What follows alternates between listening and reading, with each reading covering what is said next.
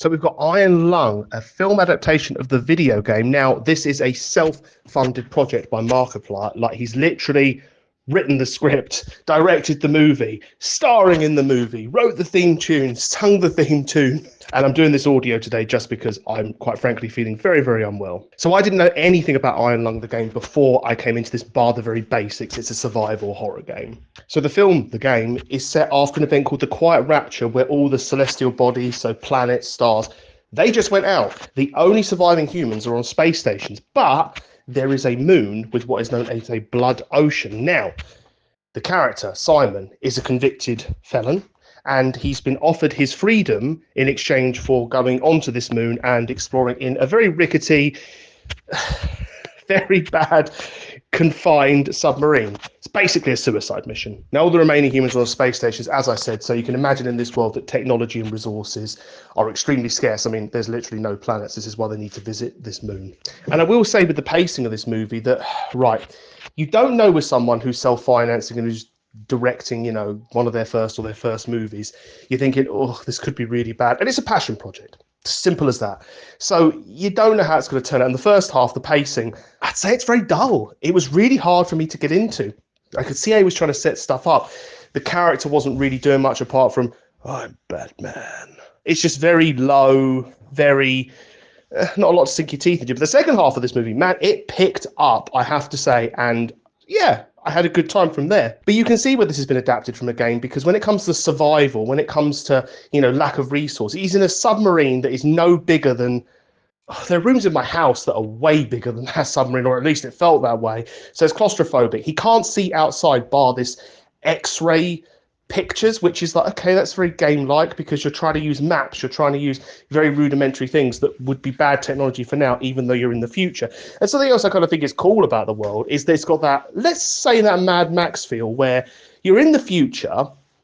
You've got, because Star Wars has this as well, you know, say Star Wars is a good example. You're in the future, you've got this technology that is better, but everything looks like it's been cobbled together in someone's house or their garage or just something like that. But with this really futuristic technology, it looks rusted and dated, but is not, because it's doing stuff that we couldn't dream of doing. But the survival horror atmosphere of it, I mean, there are some tense moments in this. I mean, I'm not doing this is not spoilers, but there's tense moments in this movie where it's like, okay, I can see you ratcheting up the stakes here. The sound effects are done to good effect, so rather than the score, but, you know, the sound effects in there.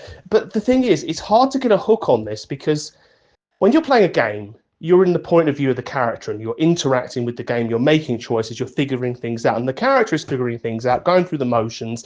And look, we don't know what's going on down there or what we're supposed to know by the end, I would say. That's the feel of it when you're going through, and the character doesn't know. Sometimes in a movie, you know, and the character doesn't know. Sometimes you half know and the character doesn't know. You're putting pieces together, but they're just going with nothing. But this is just, you're all going with nothing. So the interactivity just, it isn't there in a movie that it would be in a game, because in a game, different mediums, some things are more interesting in a game in the way that you do them, and some things are more interesting in a movie. You need to adapt this. But as I said, it's a passion project. And clearly he loved the mystery survival element of this. Some very visually strong shots in this, I have to say. Look, the movie itself is done well. It's on a limited budget, and you can tell that it's very efficient with what it does, you know, like, okay, I'm not saying Cloverfield was specifically done by a person, it wasn't, it was done by a studio, but they're using limited things, which keeps the cost down. Now in this case it's necessary, but what he has, Markiplier, he uses really well in terms of, it doesn't feel like a super low budget film. You know you're watching a self-financed film in a way, but it's not sitting there going, oh yeah, I've got to take this into account that it's this. So at least it takes your mind off it. I'd say that's a good thing. And I'd also say a couple of other negatives are, it's hard to really understand the lore, bar the basics of, okay, survival horror game, and we've got this convict who's going for their freedom. So you have to look it up afterwards, which is not a strength, if you want to even look it up afterwards and have the willpower to, because you should understand a lot of it on a fairly decent level just by watching the movie. And there's not a lot to root for the protagonist in either, I'd say, because sometimes it's like, oh, they've got a family, they've got this, they've got that. And yeah, if you go generic, it doesn't mean that you are going to root for them, but you need something. I mean, it's not that you don't want him to survive, old Simon, but it's like, what really is there? So I'd say overall, this movie is flawed.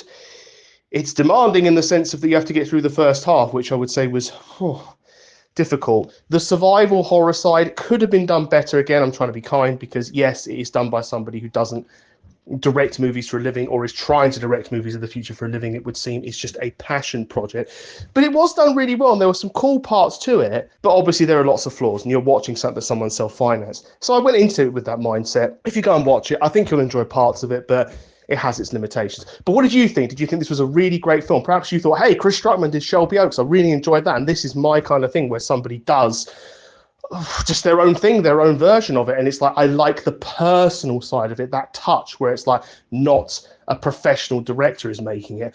Or perhaps you just thought, oh my goodness, I shouldn't have watched this. But let me know in the comments below. That's appreciated. I will get back to you. Please like, subscribe, ring the bell, all that good stuff if you want to support the channel more. And until next time, I'll see you later.